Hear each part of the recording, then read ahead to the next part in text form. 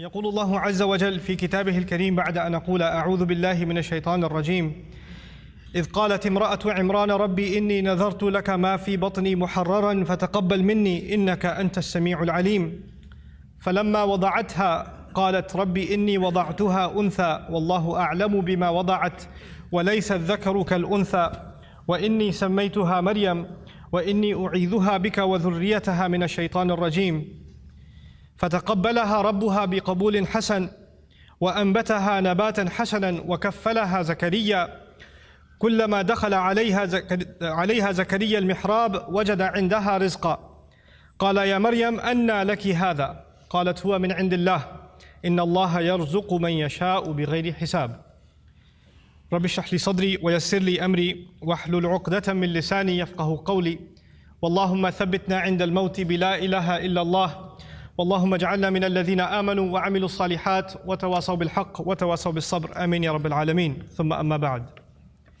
Today's khutbah is dedicated to a very unique individual mentioned repeatedly in the Quran. It's Maryam salamun alayha. And the reason I decided to give a khutbah on some aspects of her life that Allah highlights in the Quran are actually inspired by a question somebody asked me this week. Somebody came to me this week and said that they've had a very close relationship with Allah since childhood, and that they've made dua to Allah from a very early age, praying tahajjud, even when they were a teenager, and whenever they asked Allah for something, Allah provided. This person actually had a pretty tough life.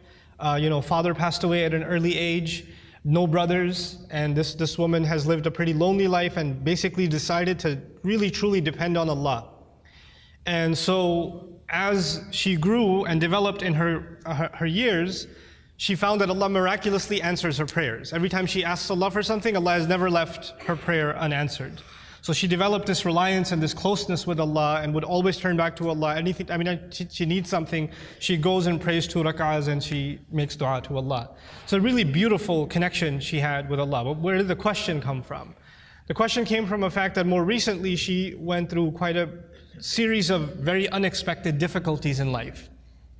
And she decided that she's going to increase her ibadah to Allah and increase her du'as because her problems have also increased. So you figure the more your problems increase, the more you're going to ask Allah to help you solve your problem. And so she does that, and she prays like she's never prayed before, fasts like she's never fasted before, begs Allah, cries to Allah, sheds tears before Allah like she's never done before, but the problems keep getting worse. They don't get any better. And she starts thinking to herself, maybe Allah is not happy with me, because before I used to pray and everything used to get answered. I've never had this problem before. Every time I had a need, I turned back to Allah and Allah solved my problem.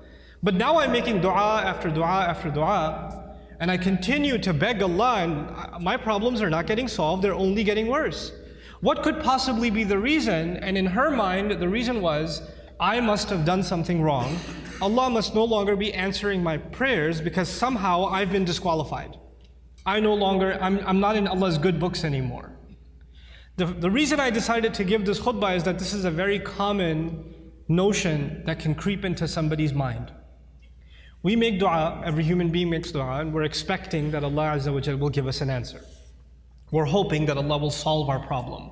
There are 2 kinds of duas basically, for most of us. The one kind of dua, and I'm talking about the ones we make for ourselves. One kind of dua is we want a problem that we have right now to be solved.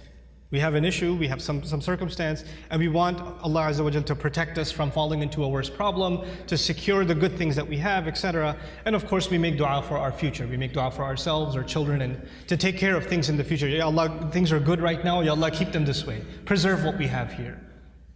These are the kinds of duas that we make for ourselves. The thing that I wanted to highlight, and I've talked about this in another khutbah, but today's khutbah is slightly different, on a slightly different note, and that's why I chose Maryam salamun alayha. But the first thing I wanted to highlight is a quick reminder to all of you, is that your dua getting answered immediately or not getting answered immediately has nothing to do with whether or not Allah is happy with you. It has nothing to do with that. There's no connection between those 2 things. And even if there was a connection, you will never know. You cannot guess what the reason is. You have the case of Nuh alayhi salam, who was a very loving father. He made da'wah, he invited his people to Islam for 950 years. Can you imagine? You think he made dua for his son? You think he made dua for his wife? All those years? Or he didn't care about them? Someone who cares so much about his nation, they spit on him, they insult him, and he goes back to them and makes dua for them 950 years. You think he ignored his own son, his own wife? All those years of dua, and they didn't change. Isn't that the case? Does he blame himself? Yeah, maybe I didn't do something right. Or maybe Allah stopped listening to me. The reason I'm starting with that is people that were much better than we are, much better than we are, they also had similar problems. There are parents in the audience that make dua for their kids. And they see that their children are going away from the religion. They're going down a dark path. And they can't control it. And they're making dua for them. And they're not seeing that their dua is being answered. And now they're getting frustrated. Is there something wrong with me? Why isn't Allah answering? Well, you're not the first one to be put in that position. Our Messenger ﷺ made lots of dua. You don't think he made dua for his uncles? His family? You don't think he considered Abu Lahab when he made dua for guidance? And if he did, despite all of that loving dua, Allah Azza wa Jalla himself tell him, إِنَّكَ لَا تَهْدِي مَنْ أَحْبَبْتَ. You don't get to guide who you love. You know, there are people among us, there are children among us who wish their parents or their elders were acting in a more guided way. I've met so many young people whose parents are in a haram, explicitly haram business. And the children, the son and the daughter is trying to tell the father and the mother, please get out of this. We're dependent on you, you're paying my college tuition, you're providing for us, but you're providing for us from haram income. And I'm not in a position to provide for the family right now, but this is wrong. And then they're told you're being disrespectful, you shouldn't talk back to your parents, etc., etc. Now, it's the flip side. It's the children making dua for the guidance of their parents. But things aren't changing. Things are where they were. These frustrating situations happen. And then on top of that are situations like health calamity. Not just family problems, but health calamity. Or you can't find a job, you have money problems. And you're making dua to Allah. You ask yourself, I even did i'tikaf last year. And I kept making dua and I didn't pick my head up from sajda all night long, and still I have this problem. Still it didn't go anywhere. So the first thing I want to remind myself and all of you is that prophets ﷺ, all of them, much before us, Allah mentions their du'as consistently in the Quran. And Allah also mentions their problems consistently in the Quran. You don't think, for example, that Yaqub alayhi salam, the father of 12 sons, made dua for all of his sons? And especially for his son Yusuf, when he lost his son Yusuf, you don't think he made dua for Yusuf's safety, that Yusuf should come back home, that he could look at his beautiful son once again? We know that he cried so much he lost his eyesight. Ibiyaddat aynahu. He lost his eyes over crying over his son.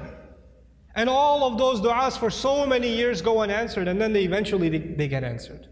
You don't think that, you know, the mother of Musa alayhi salam, when she put her baby in the water and the river just takes the basket away, the basket could flip over any time.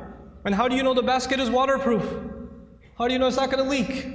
How do you know it's not going to hit a rock and it's done? You know, you're throwing something in a river. It's not a joke, it's a baby in a river. You don't think that mother is making dua to Allah?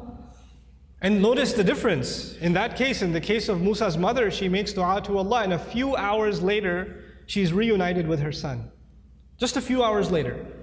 By the time the baby is hungry for the next meal, he's back with his mother. And in the other case, with the case of Yusuf alayhi salam, he was separated from his father. But he wasn't reunited with his father for many years. For many, many years. We are going to go through difficulty in life. And all of our problems are not going to be solved because we made a dua to Allah. Understand the reality of dua. What is the purpose of dua? We often confuse dua with talab. Talab in Arabic means to ask for something, to demand something. Dua means literally to call. That's what it means. Da'awtukum, I called you, I invited you, I cried out to you. This is dua. When we make dua to Allah, sometimes in that dua we are making demands. It's true. We're making requests. But we should never forget that all of those requests, you know what they are at the end of the day? It's a humble slave of Allah turning back to Allah and begging Allah to help him with whatever problem. But it's more than Allah solving your problem. It's just the act that you communicated with Allah that's the most valuable thing. The fact that you actually engaged Allah in conversation, that is the goal in the end. Whether or not Allah will solve your problem immediately is a separate problem. And I want to share just a quick thing about that, then I come to Maryam salamun alayha. Sometimes you go through problems and you ask yourself, what is my fault in all of this? Why do I have to go through these problems? What did I do to deserve this? Let me ask you this. Yusuf alayhi salam was a child, right? A child by definition is innocent.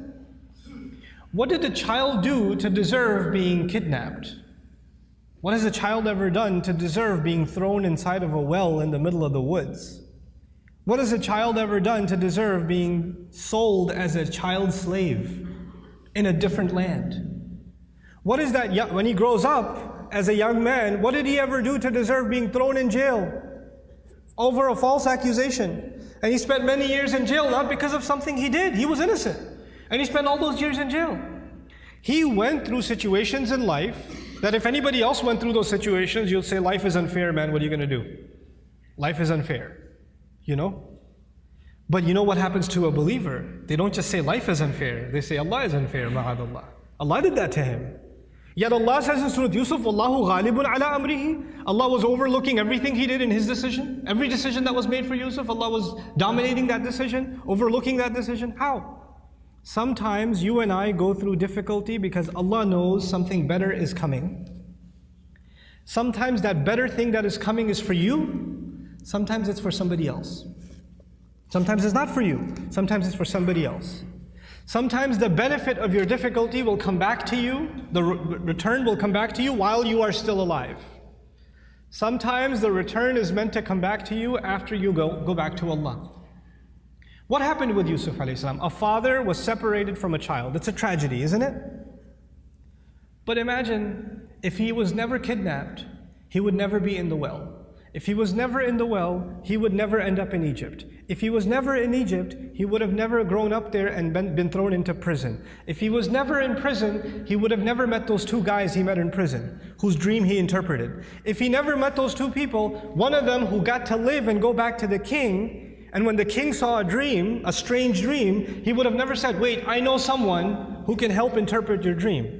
And if that never happened, and you know what that dream was? 7 good years in the country, and 7 years there's not going to be any crop, any produce, any harvest. People are going to starve to death. If Yusuf was not in prison, alayhi salam, and then was taken out to interpret that dream at that time, there would have been an economic, financial, social crisis in the country, and hundreds of thousands of children would have starved to death. One child suffered for a few years, but because of that child suffering, Allah's plan was to save a lot of families, a lot of fathers and mothers from losing their children to starvation. Because of the plan that Yusuf alayhi salam came back when he interpreted the dream and gave, when he became the treasurer. I have a friend, some of you might have heard of him. His name is Robert de Villa. I asked his sister about him if she knows him, and she said yes, she's heard of him. The man can't move any part of his body other than his face. He can't move any part of his body. What did he ever do to deserve that? Nothing. But how many people have accepted Islam because of his disability? How many people have just heard about that and have come back to Allah? How many people that were ungrateful in life, even though they were Muslim, they were only Muslim by name, and decided to submit their heart back to Allah because that man is sitting in a bed. His suffering, his pain becomes guidance for millions of people. You understand? Sometimes the difficulty you and I go through is actually a small price to pay for a lot of khair, a lot of good that will either come to me now or it will come to me in the akhirah, will come to me after I go back to Allah.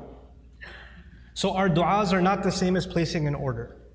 Now I get to Maryam salamun alayha, and I really, when she spoke to me, I remembered her, because the thing with Maryam salamun alayha was, even when she was young, her birth was strange. It was mentioned in the Quran. Not many people's birth is mentioned in the Quran.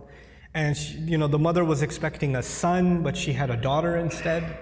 And Allah says, "Laysa dhakaru kal untha," which has a multiple layers of meaning, but I'll just highlight one of them. This girl is like no other boy. This girl is special.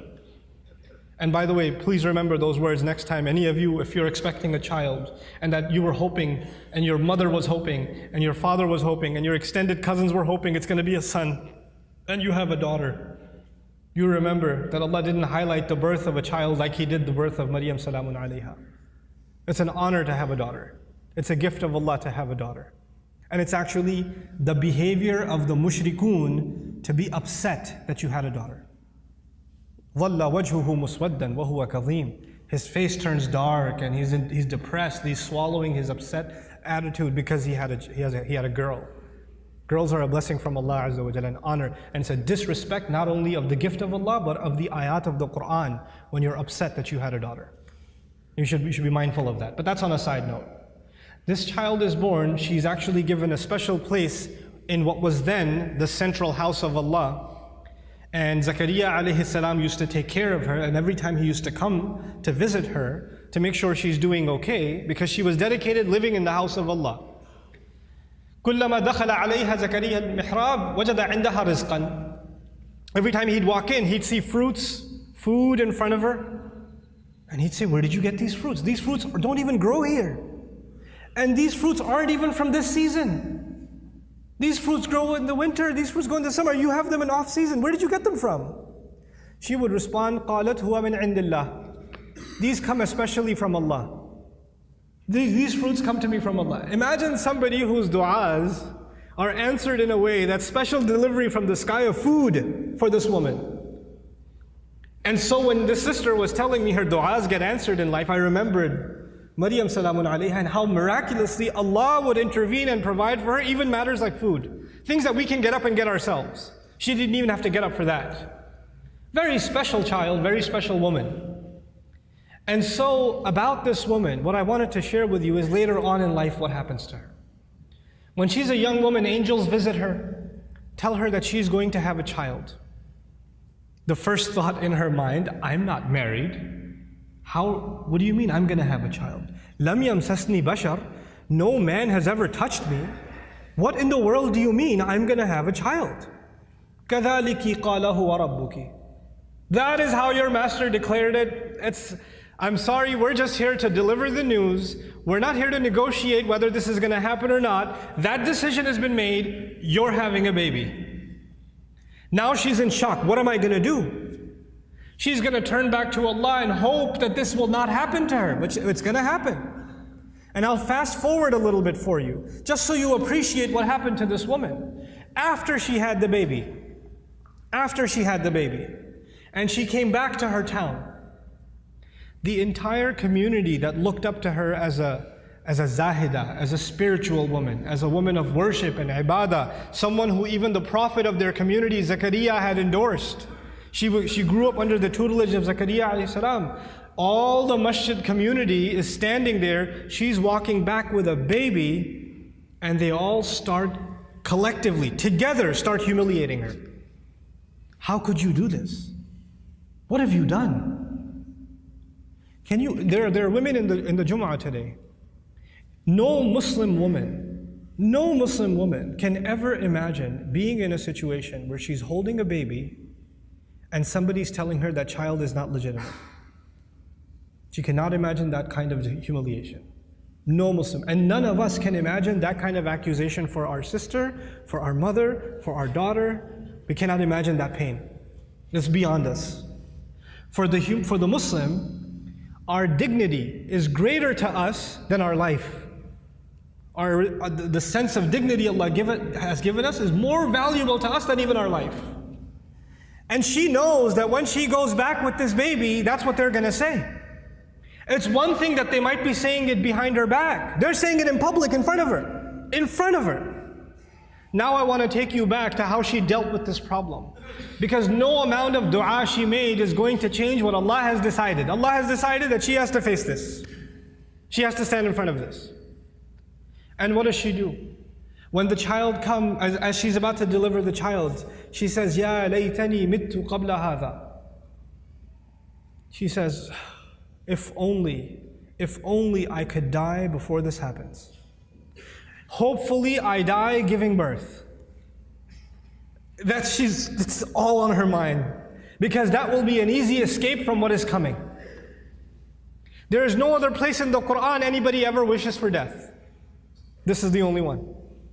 Think about that. Why is it there? Allah Azza wa Jalla is acknowledging that sometimes people go through such traumatic, humiliating situations where they wish they were dead.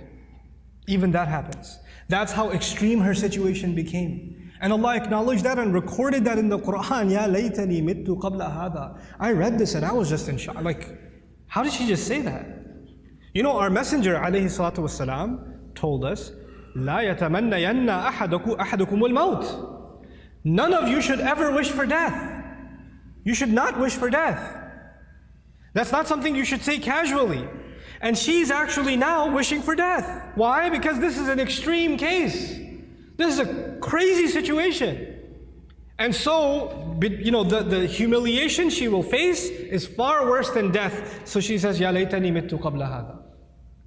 There are going to be, this is in the Quran for a reason, there are going to be people that are going to be in humiliating situations. And there's no getting out of it. There are going to be people that are going to have to face their family, that are going to have to face false accusations, that are going to have to face up to a mistake they made in the past. Who knows? And they're going to have to face that kind of trauma. And they'll have to find comfort in the example of Maryam salamun alayha. But she didn't stop there. She said, وَكُنْتُ نَسْيًا مَنْسِيًّا. 2 words, نَسْيًا مَنْسِيًّا. It was incredible words. Nasi in Arabic, they say fa'al and fi'il, these two awzan. They say nisi also. In one qira'ah it's nisyan. In another qira'ah it's nasyan. This is similar to dhibh. In the Arabic language, you have 2 kinds of words, dhibh and mathbuh. Nasi and mansi. The first of these words is actually used, I wrote this down for you, وَلَا يُقَالُ لِلْكَبْشِ ذِبْحِ إِلَّا إِذَا أُعِدَّ لِلذِّبْحِ. For an animal, for a goat or a ram, you don't call it dhibh until it's ready to be slaughtered. It hasn't been slaughtered yet. Once it is slaughtered, it's called dhabih. It's called madhbuh. Not before. Before it's called dhibh. She uses 2 words. Common translations say, I wish I was dead, I wish I was forgotten. That's what the translation says. But there are 2 words of being forgotten. One of those words, nasyan, actually means I wish, even though, because she's away from the masjid, right? She's not back home. I hope nobody ever misses me. They don't even ask the question, where did Maryam go? I wish I could be invisible, forgotten from people's memories right now, and nobody even has the thought of me. This is nasi. Nobody even thinks I existed. There are people that go through the kind of depression and anxiety where they don't come out of home. They don't leave home. They don't pick up phone calls. They don't answer text messages. They get anxious being around people. They're going through so much trauma that they wish they were forgotten. As a matter of fact, even if somebody knocks on the door, they say, I wish they didn't remember me. I wish I didn't have to face anybody. They want to just crawl away, but just be by themselves. This is nasyan. And she's hoping already that she dies. And nobody even comes looking. And then later on, even if years go by and nobody found out what happened to her, mansiyan. She's completely forgotten. There's no memory of her in the future either. I hope nobody thinks of me right now and I become invisible in the future also. I wanted to highlight this woman's trial because this is a woman of dua whose duas used to get answered immediately. She didn't even have to ask for food and it used to come. And this is the situation Allah put her in.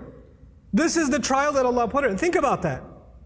This is not because Allah hates her. This is not because Allah forgot about her. This is not because Allah wants to humiliate her. This is actually, all of this ended up becoming Allah honoring her. All of this became Allah honoring her. What was her humiliation? Her humiliation was, people are going to say, you had this child without being married. You had a haram child. That's what people are going to say. And what was the child's name? You know? His name was Isa.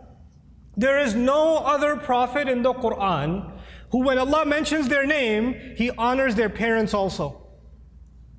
Except Isa. Isa ibn Maryam, Isa ibn Maryam, Isa ibn, over and over again. Isa the son of Maryam, Isa the son of Maryam. Do you find Muhammad the son of Abdullah? Do you find Yaqub the son of Ishaq? Ishaq the son of Ibrahim? Yusuf the son of Yaqub? You find these? No.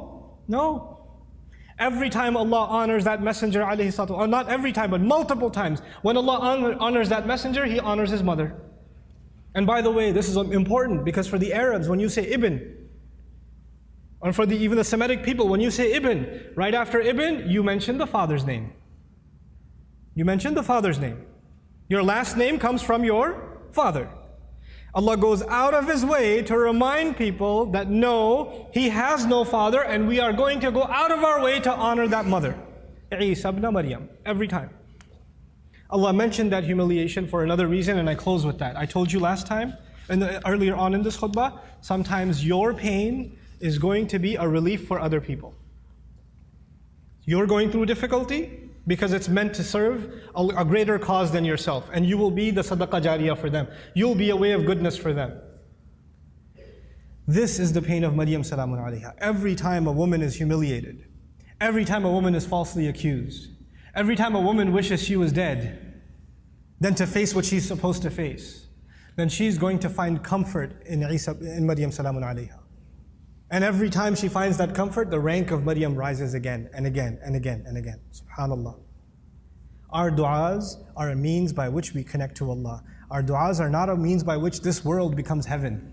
This world is going to be full of trials. People that were much better than we are had difficulty in life. That's okay. لَقَدْ خَلَقْنَا الْإِنسَانَ فِي كَبَدٍ. We created all human beings in toil and labor and struggle. Struggle is a part of life. The purpose of dua is to help you and me deal with those struggles and to never forget that Allah is with us, whether it's hard times or easy times. May Allah Azza wa Jal not make us people that lose faith. May Allah Azza wa Jal honor us and help us remember that no matter how much people try to humiliate you, people try to put you down, people insult you like they did Maryam salamun alayha, Allah still honors you.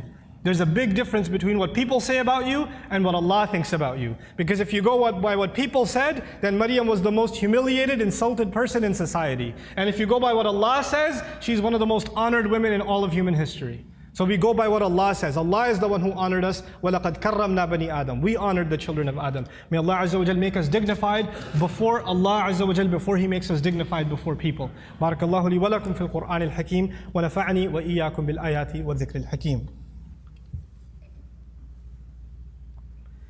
الحمد لله وكفى والصلاة والسلام على عباده الذين اصطفى خصوصا على أفضلهم وخاتم النبيين محمد الأمين وعلى آله وصحبه أجمعين. يقول الله عز وجل في كتابه الكريم بعد أن أقول أعوذ بالله من الشيطان الرجيم إن الله وملائكته يصلون على النبي يا أيها الذين آمنوا صلوا عليه وسلموا تسليما.